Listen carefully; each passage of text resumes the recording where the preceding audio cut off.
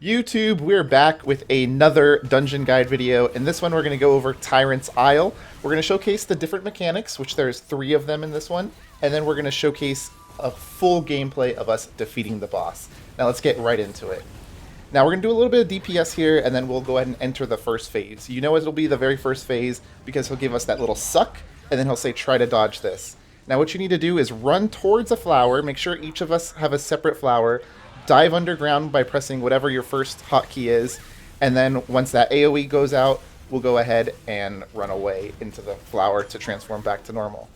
Now the second attack right here is a giant AoE. We're going to make sure we dodge that. It'll target 2 to 3 party members, and if you don't dodge it, you'll take a lot of damage and pretty much die. And now the last mechanic is a simple one. He's going to say try to dodge this. 2 pillars of water are going to get ready to erupt just like earlier in the dungeon. Run to them.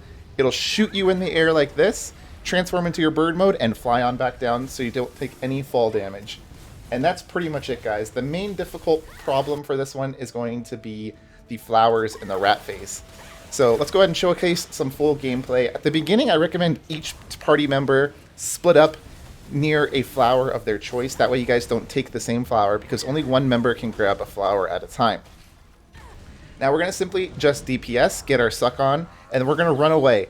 Press that one key, dive under the ground, and then run back over. Now, if you're not fast with it, he's going to eat you if you don't transform into a human fast enough. So make sure you run as close as possible to that flower before you dive under. And then we're going to go ahead and just start DPSing again.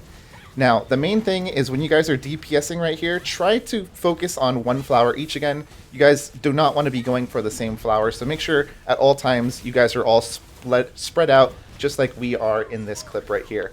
Now you see the second mechanic right here, that little fireball. We're going to go ahead and teleport out of that. Otherwise, like my teammate over there did not get out of it, you will die there. Now you just simply block his little AoEs. Those are pretty simple. And then we just DPS from right here. It's pretty easy, pretty straightforward from right here. And then start preparing because now it'll go on to the third mechanic. He'll say try to dodge this. You won't get the suck in, so you know you're not transforming into a rat this time. And then you have to run to those pillars. It'll shoot you on into the air, fly, land on the floor.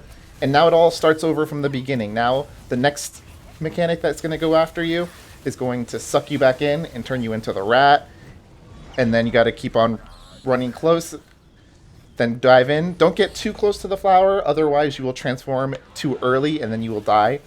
So just be careful with that as well.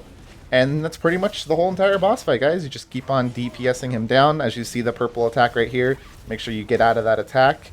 And just keep on doing it. As you see, it just rotates through it. If you're a little bit slow on the DPS, you might have to dodge a couple extra meteors. You're going to have to take a little bit extra mechanics, but this is pretty much it. As long as you guys do all the mechanics correctly, even with 5 healers, you guys would eventually kill this boss. He doesn't even do that much damage.